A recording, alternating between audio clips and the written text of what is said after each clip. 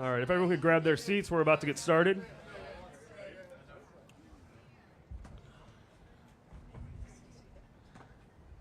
Good afternoon, and welcome to Detroit. My name is Sam Clement. I'm the president and CEO of the Michigan Association of Broadcasters. We are one of the proud partners of today's event, Motor City Momentum Draft Day Economics. It's going to be an incredible next few days here in the Motor City, and we are so excited to bring you all together with some key decision makers who have helped bring the NFL Draft to Detroit and make it a success. And I can't think of a better city to play host to major events like the draft. Just look around. Detroit is thriving. Our rich history of innovation, music, sports, and culture have created a spirit and a passion that is unmatched. And this week is a reminder of why we are a city and state that move the world forward. Before we meet our panelists, I want to thank our sponsors for today's event. First, thank you to the Farwell for welcoming us to this incredible venue. The views really don't get much better than this. And to Raymond for being our host today, including for the reception following our conversation. Thank you to their entire team, especially CEO Stacy Quaser, who is here with us today. Also, thank you to Kelly Cawthorn, especially Rob Elhenneke, Courtney Goddard, and Jason Shepard, who helped organize and plan today's event, and the teams at McLaren, Carmanos Cancer Institute, Manic Smith Group, and our media partner, Michigan Digital, who is producing the stream of today's event. Please give them a round of applause and thank them for making today possible. I also want to acknowledge a special guest in our crowd today. Wayne County Executive Warren Evans is here today. Please give him a round of applause and thank you for joining us. Now it is my honor to introduce our panel for today's discussion. We'll hear from them for about a half hour, and then we'll pass mics around for questions at the end. First, let me welcome Detroit City Councilman Fred Durrell III. Fred, welcome. National Football League Executive Vice President of Club Business, International, and League Events, Peter O'Reilly. Visit Detroit President and CEO, Claude Molinari. And the governor of this great state of Michigan, the Honorable Gretchen Whitmer.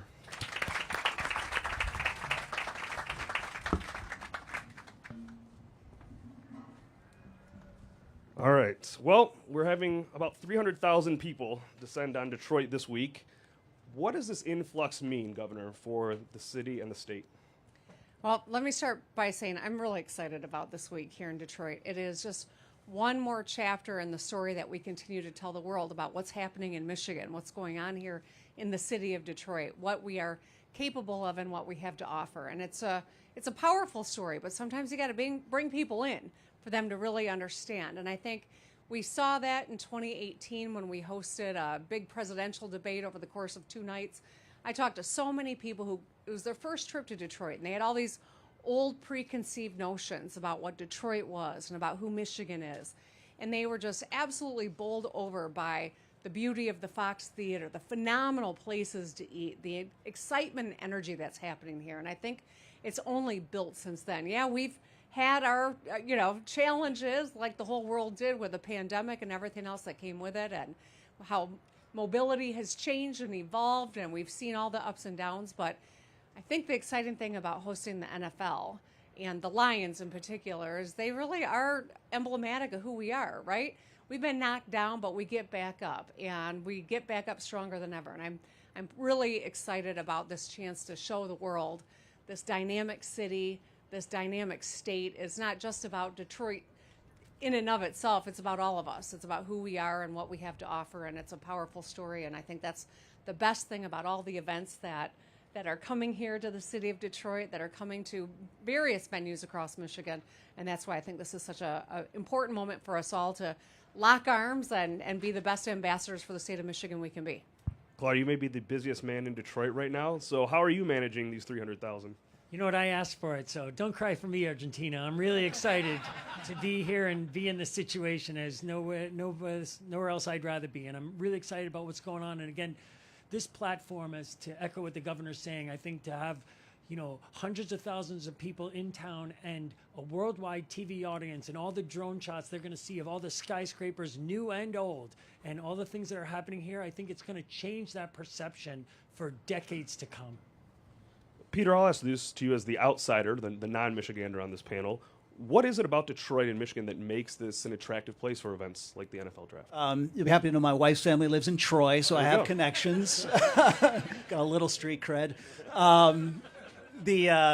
First, I want to just say thank you to everybody here, because this partnership is a special one.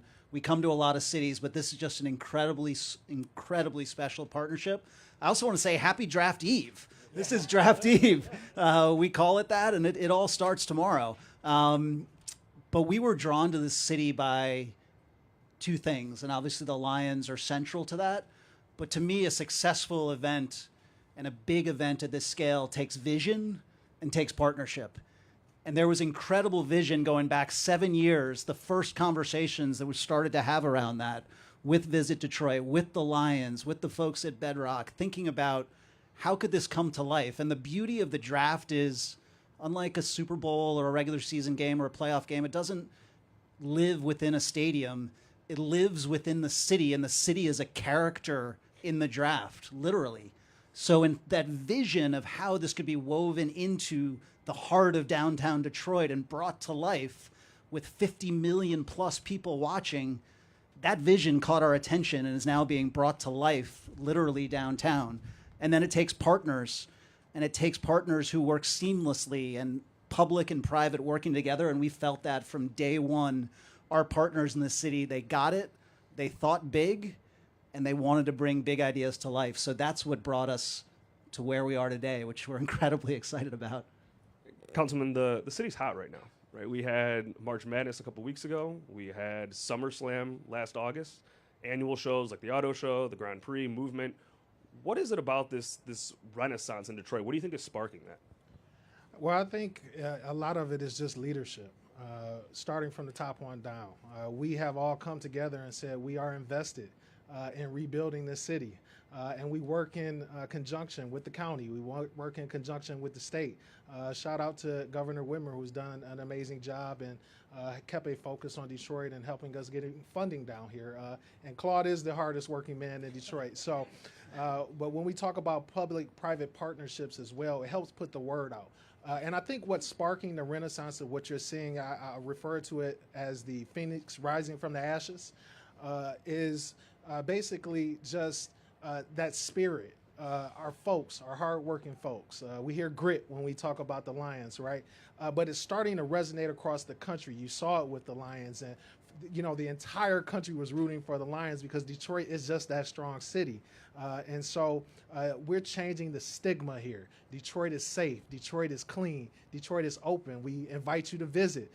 Detroit has strong neighborhoods and strong families. And so I think changing that stigma and producing a positive narrative for the city has been great and helped move us forward.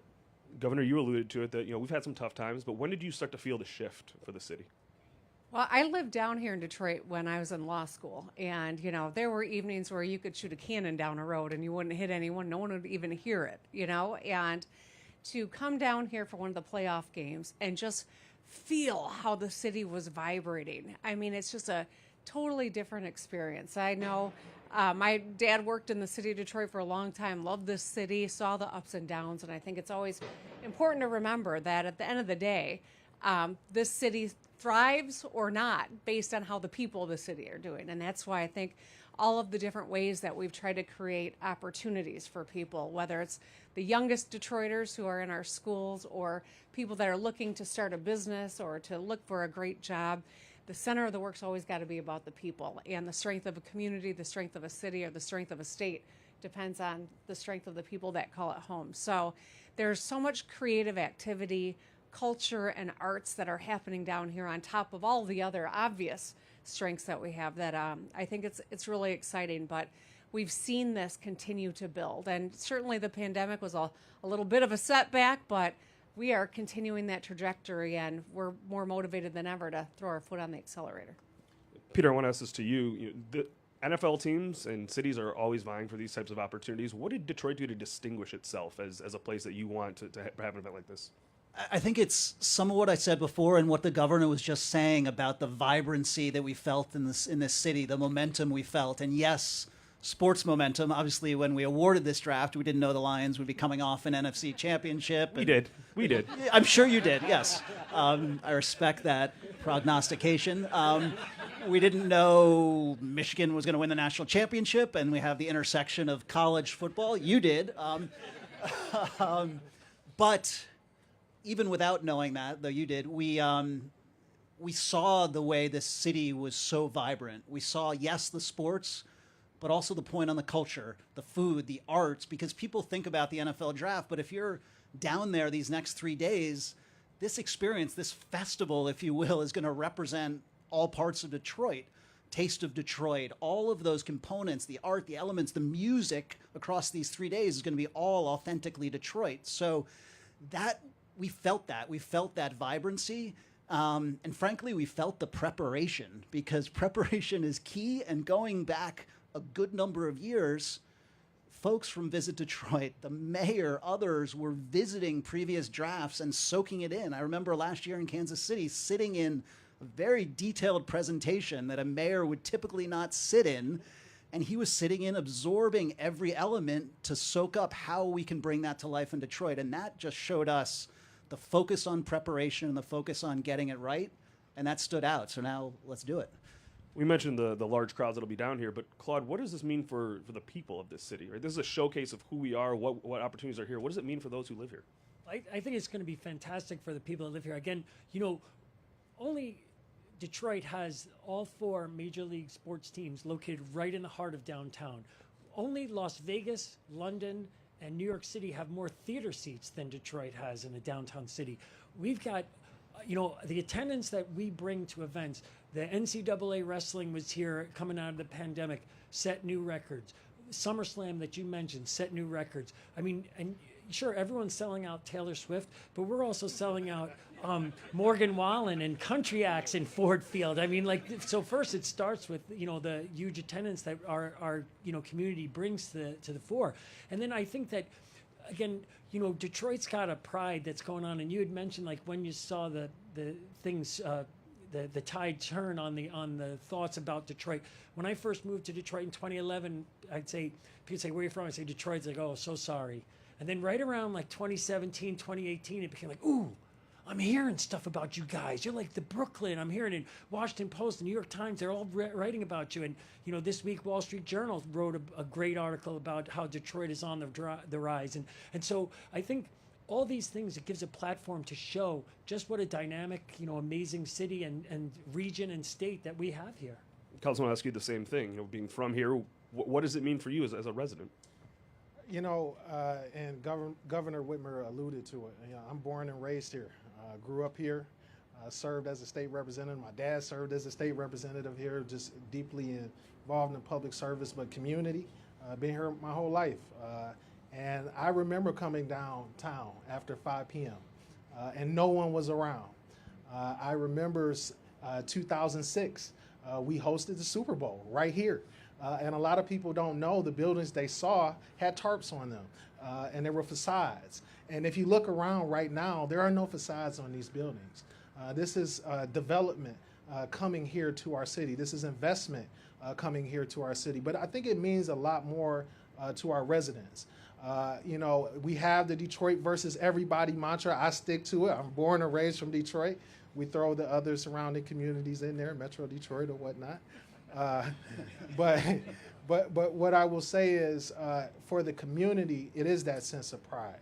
That now when you go other places and folks are saying they want to come to Michigan, they want to come to Detroit. Last year, 2023, we broke a record for the most visits here in the city of Detroit. We're going to break that in a couple days, obviously, again. But I think it just shows the momentum that we're on, and we're just going to keep climbing. Our restaurants are packed. Our hotels are packed this week. How do we build on the economic momentum that we have right now? How do we maximize the economic impact of this weekend, Governor? Well, I think we've thrown our foot on the accelerator. A lot of the things that we are doing are paying off dividends, but a lot of the investments we make, we don't see immediately. This celebration, as has been mentioned, started 7 years ago, and it took a lot of partnership and work, and I think that's got to be our mindset. How can we make sure that this is continues to be a movement instead of a moment? And whether it is ensuring we outcompete other states as we look at economic development opportunities, or we continue the investment in our neighborhoods and in public safety, all of these things add up to create a community that is worthy of hosting the draft and is worthy of the people who call it home. And, I think that we've made a lot of great strides, but we can't let up for a second. No one else is. And so we got to move as fast, if not faster, than anyone else. Claude, what is the economic impact of this week? Well, we anticipate it's going to be between $175 and $200 million. And when you look at the investment we've made, it's basically about $10 million. And I'd make that trade every day for a week, on end, if we could do that. And to, piggyback onto what the governor was just saying, I think there is a cost to host these events. Now, the ROI is obvious, and states like Texas and California and Ohio and Indiana are dominating, hosting these major events. And so, we work with the legislators in Lansing, and we're really hoping that we can put forward a revolving large special event fund so that we can continue to build on these events. Because if we don't, when we were booking, even coming for the Final Four, which we were able to get, the questions they had were, where's your hotel rooms and where's your money coming from? And we're like, here's what our hotel situation is going to be in 2027. Our money, we're going to get there. And they kind of took a risk with us. But, even we have a joke at the Bureau. We say, we're afraid we won't get it, and we're terrified we will, because then we have to pay for it. And that takes fundraising. You just can't go to the corporate community and constantly say, come on, you guys got to pitch in. I think it's got to be a state effort, and that's why we're working very hard with the legislature to enact this type of revolving fund so that we can constantly attract these major events to the state of Michigan. Peter, you alluded to the Kansas City draft last year. That was kind of a unique way to do the draft. What did you learn from that, and what advice would you give to the city after this weekend of kind of how to capitalize on the momentum that we have?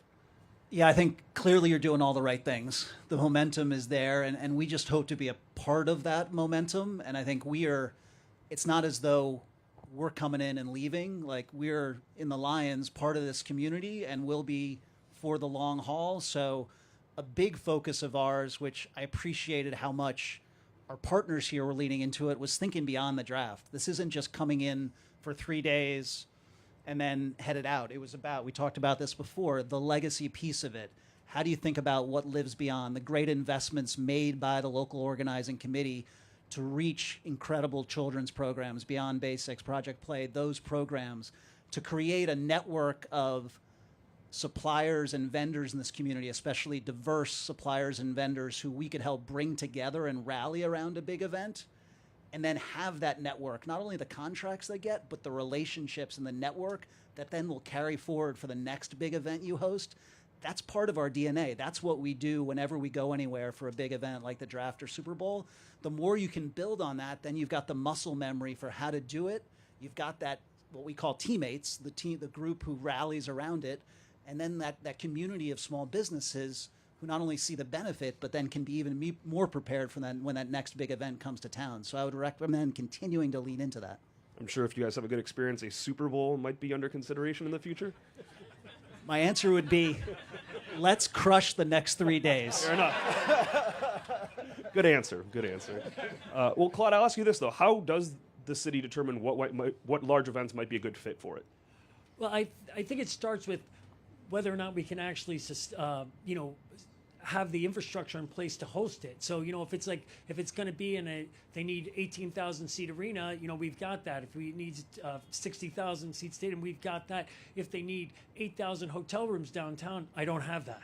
And so we have to look at that part. And, do we have the convention center? We have the 16th largest convention center in North America. So we can host almost every event from a size-wise. But, if we don't have enough hotel rooms to do it, and people say, well, we'll shuttle you out to the 45,000 in the suburbs. Like, yeah, no thanks. We want to be able to walk to the center. So that's really the critical part, is do we have what it takes to get it? And then the second part is there going to be a cost for it, and how much, is it worth? And you put the ROI together. And, someone asked recently, what are you going to do after the draft? And I was like, well, we have clients from Europe coming in on Sunday and about 60 other RFPs currently going around. So, it's never stop. You're hunting for business all the time. And certainly, but it does, we are blessed that we have a lot of infrastructure in place that makes us attractive to other places. Our Achilles heel right now is that hotels, but as you'll be seeing in the near future, we're going to be talking about a lot more hotel rooms. We'll take some questions from the audience, but before we do, I just want to go down the line and ask each of you, what are you most excited for about this weekend? Governor? I can't wait to see who Sheila and Dan and team pick. Fair. We all are. Claude? I'm hoping we break an attendance record here, and I can't wait to see the corporate, Campus Marshes and Cadillac Square and Woodward Avenue just jammed with people everywhere. Peter? I'd love that attendance record. That'd be awesome. There's so much focus on tomorrow night. That's the glitz and the big picks. Day 3 on Saturday is actually my favorite day of the draft. It's that incredible kind of family festival environment where you can come down and experience it. Hopefully the powerful people on this stage can shoo the rain away on Saturday. But Saturday is really it's such a family feel and all of the elements and the food and just a fun environment. So ending on a great note and making sure that we go all the way to the end and all the way through Mr. Irrelevant and the concert at the end to create something special. So just the imprint of this draft is incredibly strong and positive. Councilman? I think I just look forward towards the opportunity. When we talk about the opportunity for minority businesses, we talk about the opportunity for our neighbors to come down here because the draft is free and open to everyone. I'm looking forward to that. He talked about family. I'd love to see just a lot of our children have the ability to come down here, have that total draft experience. I was joking with him. We first met with them about the draft. They said it's going to be like an amusement park. I said, we hear that all the time. Until they blocked off Jefferson. And took it all the way to Campus Marsh and said, wow, this is a real experience. And so I'm looking forward to just seeing the smiles on our residents' faces. Do we have some questions from the audience? Well, this is the easiest you guys have ever had. Definitely for me. Go ahead, Caleb. All right. You kind of alluded to it earlier, misconceptions about the city of Detroit. Let's say someone from Port Huron, not too far away, let's say even further outstate, people who